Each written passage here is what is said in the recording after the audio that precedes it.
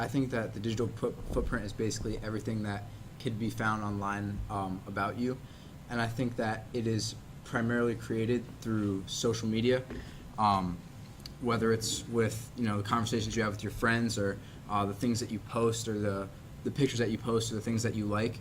People can find out a lot about you from social media. Also, I think that's also created through other outlets that post things about you, such as like the newspaper or things like that.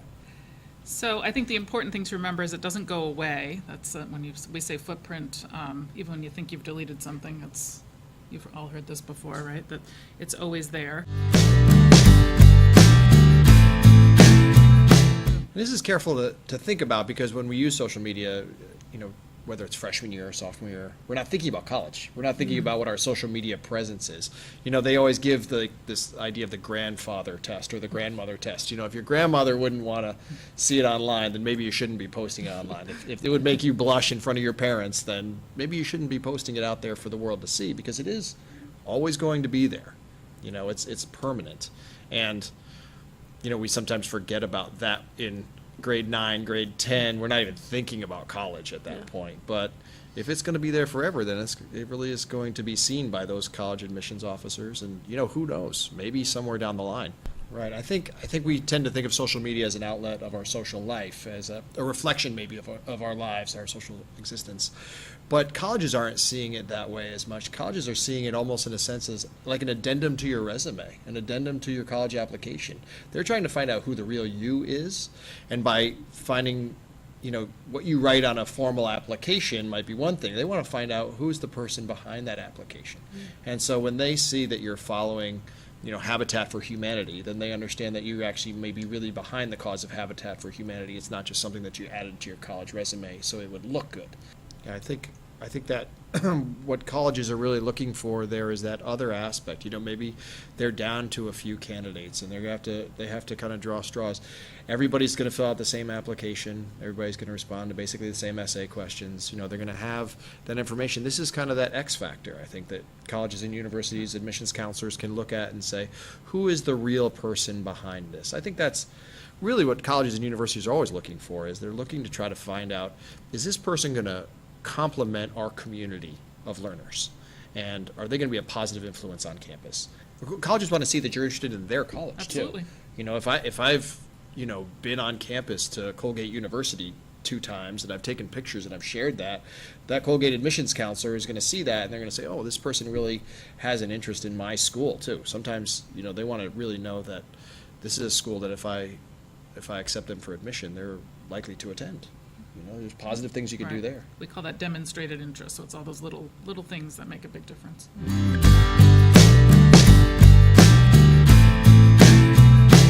Is it fair to judge somebody? No, I don't think you should judge them solely off of that, because it's not really, like you said, an accurate representation of who they are. But at the same time, in a college perspective, that is what they're getting. And they think that that's more accurate on who you are than what you send them, because you're trying to impress them. But your social media, a lot of times, kids aren't thinking about colleges. So for a college looking at it, they're saying, well, that's who they are. This is how they're presenting themselves. And even if it's not an accurate representation, they're still going to base you off of your social media. Right. And it's going to be a piece of the puzzle. So to say, if that's how somebody's judged completely, I don't agree that that's fair unless there's something really, very negative on there that is eyebrow raising. But I think they're looking for it. Does it complement? Does it make sense to everything else that's already been presented through the college application? So. Right. Fair or not piece of fair, it. it's going to be the judged. reality. Yeah, Right. that's right. You're going to be judged by what people say. I mean, first impressions are still important. I think that people are completely unaware, or specifically teenagers are completely unaware of how significant what they share is. I mean, you post pictures of, maybe your home, or you see kids, they post pictures of like their license when they get their license. They leave their license number on there. They forget to cross out sensitive information. So I think that we're way too comfortable posting things about us and our friends and where we live online. We don't really think about how the information we're putting out there could affect our actual lives. I feel like in a sense, we kind of like draw a line and we think that our social media is one thing, our life is another thing, and we try not to like mix them together. But in a sense, they're so mixed together because you are sharing your life on there. And sometimes it's like, would you want to tell a stranger that to their face? Then why would you post it online? I am shocked of what people are willing to put out there, and I think it's just a matter of, we lose that sense of, this is public. Even though it's my phone and it's my circle of friends, it is also public too. Well, and I think a lot have said that people, I'm not going to say just students, people No, in not just- general, not just- wouldn't have the nerve to say to somebody's face. And I think that it's very easy to hide behind some kind of a device, but it doesn't matter. The words are the words, and that's when things that are very hurtful or bullying, harassing are out there and hard to take back. That a huge reflection of who you are is the people you hang out with and your friends. And I think that if you get posted in a picture with some of your friends and maybe they're not doing something so great, a college might look at their profile and see, okay, who does this person associate themselves with? So I think that you can find out a lot about somebody through that. Like, you'll see a lot of high schoolers, like, the things they follow, there's, like, college accounts, and they're not, like, a lot of them aren't wholesome college accounts. A lot of them are, like, college babes or things like that, and, like, following all the college parties. Colleges could, like, see that you're following those accounts, that you're more concerned with the partying aspect of college than the other aspects of it. I think the other thing to be wary of is not only what you're doing, but what others in the scene are doing. What's going on behind you? What's what is the setting? Even if you're at a party and being innocent, what's going on in the background can definitely be seen. And again, colleges do look.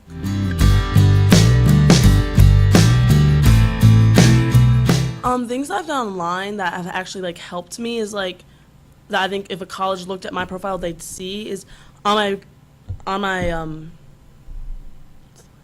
resume I'm gonna say like, oh, I do DECA, I've been in competitions, but what is the thing is I follow Connecticut DECA, I follow National DECA, the posts that we have like when I like competing in DECA and things like that, that was a positive aspect in like sharing my actual interest in it, so college knows it's not just about putting it on there for me, it's something I actually genuinely care about. Most kids, you're gonna look on the social media profiles of most kids, and you're gonna find stuff that might raise an eyebrow or that's objectionable, and that's for most kids. So you can have such an advantage over everyone else if you just are careful about what you post. I think there's positive ways to use social media too. Like, I'm impressed with how many LinkedIn requests I've gotten from older high school students or new high school grads that I wouldn't say I saw even a year ago, which is, do you guys know what LinkedIn is? Yeah. Where you're like, so it's like a professional connection to, so many of them are looking for internships or student teaching or, so I think that's a good way.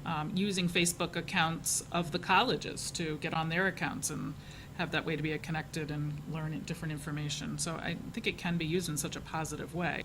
I would stick to three things: fun, thoughtful, and careful. You can have fun. Social media is a fun avenue to go down. You can record the funny moments in life. You can record the good times that you have with your friends. And I think to try to say that you shouldn't use social media for that purpose would be to make it into just some like get into college tool, which is not unrealistic, really. This is not what people use. Or social not media genuine either, right? I Yeah. mean, it's not, Right. you want it to be sincere and show who you really are, so I think that's a good point. It's not, Right.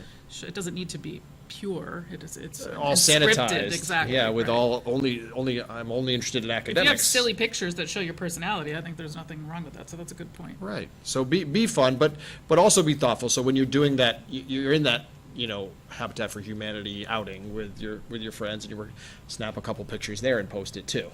So fun, thoughtful, but then also obviously careful. And you can go back to that grandparents test if you want to, or your parents test. If you'd be embarrassed if somebody sees this on social media, you can almost guarantee that somebody's going to see this on social media. So save yourself the embarrassment right away. Well, I think this is an important topic for freshmen or sophomores in high school to think about too, because they have a lot on their plate coming forward in the next 5 to 10 years. This isn't a problem for just kids. This isn't a problem for teenagers. Adults post things that they're embarrassed about all the time.